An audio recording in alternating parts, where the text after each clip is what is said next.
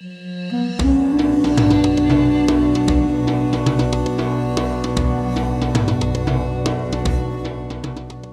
of the biggest importing oil countries in the world, Narendra Taneja, India's leading energy expert. Narendra, at these prices, at this tightness of the market, is India concerned? No, absolutely. I mean, first of all, is it really the market? Market means where the economic fundamentals, demand and supply fundamentals are allowed to be in play, and they basically determine the price. But is that the case? That is not the case. The fact is that, the OPEC and Saudi Arabia and some other friends, OPEC Plus and all that, they've got together and they've decided basically to artificially push the prices up by cutting production. And so it's a very old-fashioned way of actually, playing in the market, because these are politicians playing, these states are playing, and their respective energy ministers. Market has nothing to do with it. Companies have nothing to do with this. So economics has nothing to do with it. It's just politics and greed. I mean, they got to understand one thing. I mean, just because you need money, I mean, you're telling the world you need $90 per barrel because you've got this vision 2030, vision 2035, or whatever, and all that, fine, great. But then play in the market. Why do you expect poor consumers across the world, in a village in Indonesia, a village in Bangladesh, a village in India, or a village in Africa somewhere, to subsidize your dreams? Why should they do it?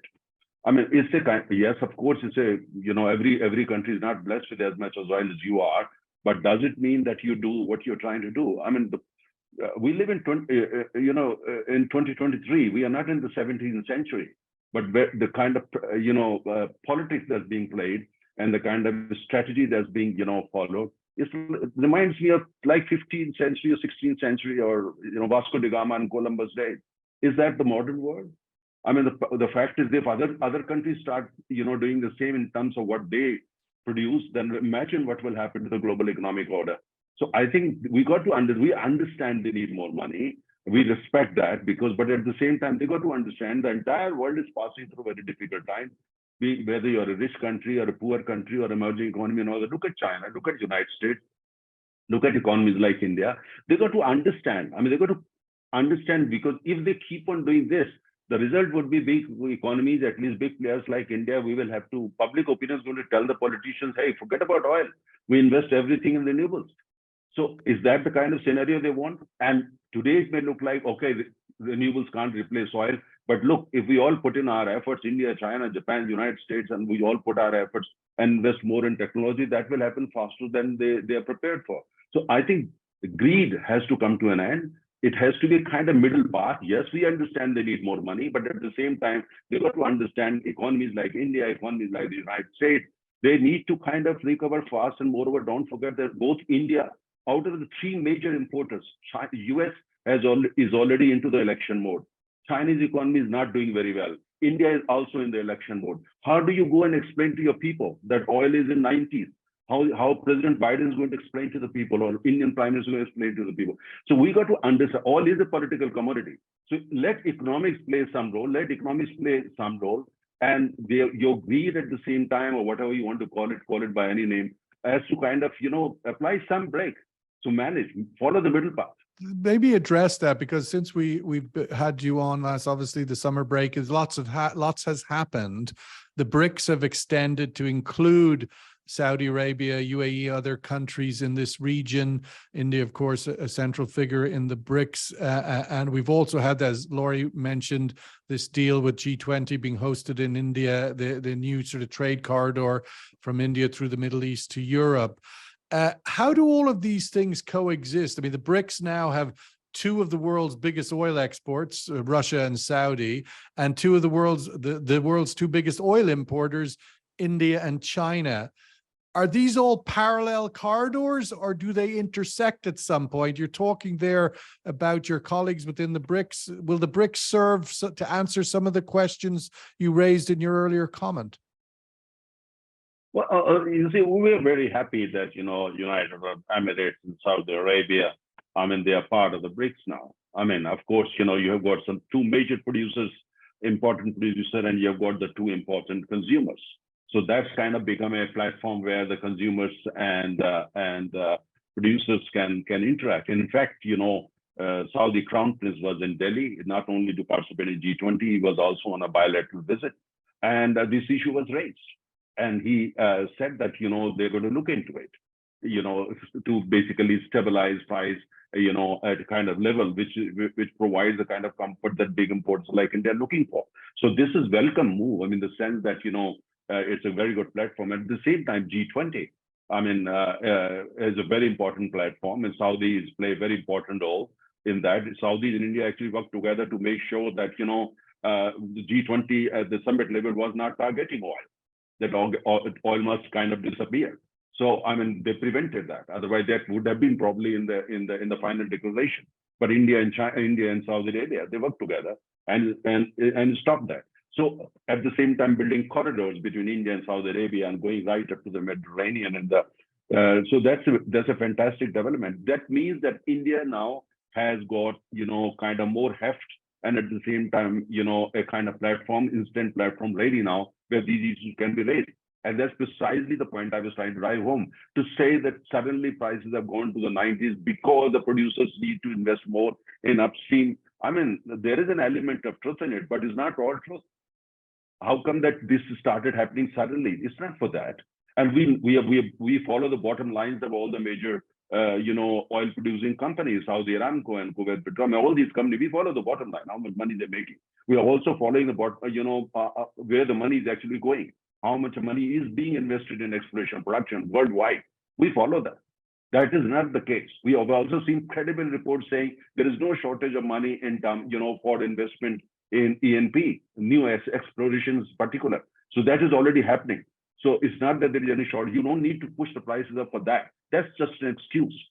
Point here is that, now that Saudi Arabia is the situation is changed. Saudi Arabia was earlier perceived to be very, very close to the US, and the US could exercise that kind of pressure. That's no longer the case. And we are happy about it. But then they have good relations with India.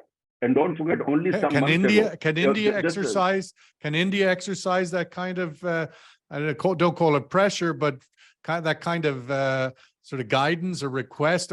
Does the BRICS expanded BRICS, would India expect that it would allow and would cater for that kind of conversation that like in the past, the US may have picked up the phone to Riyadh? Can India now, will that expanded BRICS give a platform for greater dialogue around these kind of energy policies? Very good question. You see, first of all, there is no question of exercising pressure. Countries like India, we only, Saudi Arabia is a friend. So we talk with a friend. There is no question of, pressure. That's not our culture. But the point here is that when you look at BRICS, with Saudi Arabia, UAE, and Argentina, and other countries joining, now look at the economic size of BRICS on PPP basis. It's bigger than G7.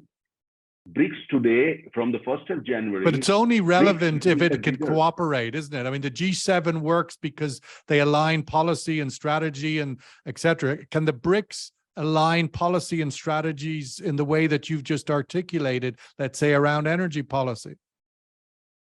Well, good question. The point here is that, G7 has been around for a very long time, and they're more like-minded countries. They even look the same, all the countries of G7.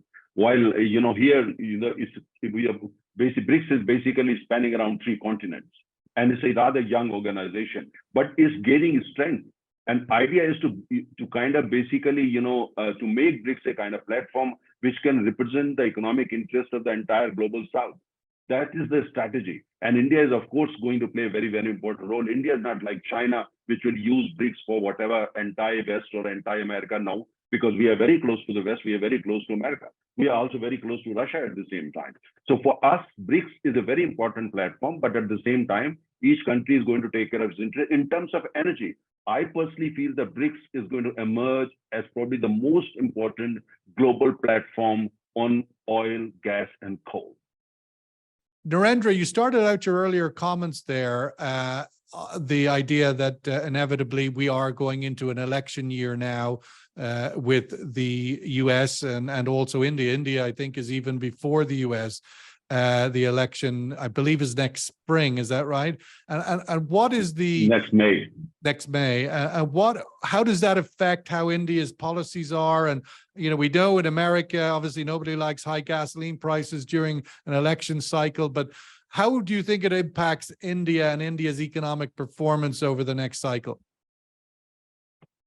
Well, you see, I mean, if oil is very important. Ours is still an oil economy, you see, and if oil prices are like $80 per barrel, we have managed it so far. Economy is doing very well. In fact, last quarter, our growth was almost in the region, it's about 7%, and we are again the fastest growing large economy in the world, thanks to because oil prices were kind of within the range that we could easily deal with. But if oil prices go, beyond 90 and stay there, then of course it's very bad news for us, especially in the election year, because that will mean inflation might go out of control, and transport will become expensive, and the manufacturing cost will go up, and we will no longer be as competitive as, for instance, we are vis-a-vis, let's say, China or Vietnam and others.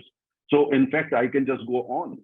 And we understand, for instance, that's why you see our anger, that, we understand if the prices are going up because there is kind of demand supply fundamentals are in play. And that's why we know that, prices are going up, but there is no such thing. I mean, it has nothing to do with economics, nothing to do with demand supply fundamentals, and there is no major geopolitical trigger too. I mean, the markets have already factored in Ukraine. Now, the question is that, then why is it happening? And that too with countries like we perceive to be very close to now are behind it. So now the question is that, is there a Saudi consequence? Arabia, Is there a consequence for Narendra Modi's re-election? I mean, people in America would argue that because of the supposed bad relationship between Saudi and Biden and MBS, that maybe Saudi wants to keep prices up because it'll be a problem for the re-election of Biden. That's a certain view in Washington, whether right or wrong. But ultimately, is there a similar view in India for the consequence for Narendra Modi? You see, of course, it will create more challenges in the sense that, it may come in the way, for instance, the kind of mandate that the party got in 2019, repeating it.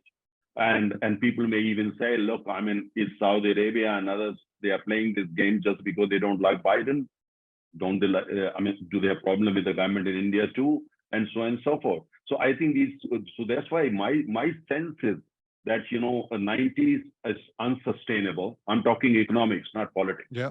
I think unless there is a kind of steady demand, or for China, we don't see any rise in demand. In India, in fact, the last 2 months demand had gone down thanks to monsoon, and we are seeing similar data coming from others. So I don't really understand. It's just being artificially done. Put the whole thing on a steroid. And when you do that, of course, fundamentally some places things can go wrong. So my sense is, very difficult to predict, but my sense is that oil in the 90s is unsustainable. It will go back to the like $80 per barrel in that region. And then, probably things might happen in over a long period of time. This theory that oil will be like $100, $120, we have seen report from Goldman Sachs and many others. I think, and Goldman Sachs and many others have proved to be wrong in the past, and so my own sense is that at the level crude is today is absolutely unsustainable, because it has nothing to do with economics and is basically going against the economic interests of the large importers, United States, China, and India, and several others. So I think they will have to reconsider it. OPEC cannot work in isolation. They're not operating on Venus or Mars. They're operating very much on this planet. And so therefore they have to be sensitive to kind of how they play. And my own sense is Saudi Arabia, Crown Prince MBS, I think very modern leadership. They want to be kind of, want to grow. They want to modernize their economy, but in cooperation with, in sync with economies like India, China, United States, and many others. So I think they probably are testing the market. They're seeing what can be done, also sending a message to being importer. But my own sense is that this level is not sustainable. It will come back to 80, 82, 85, because that's the kind of price that the world as a whole is comfortable with, at least is willing to deal with it. India, $80 per barrel, India can deal with it.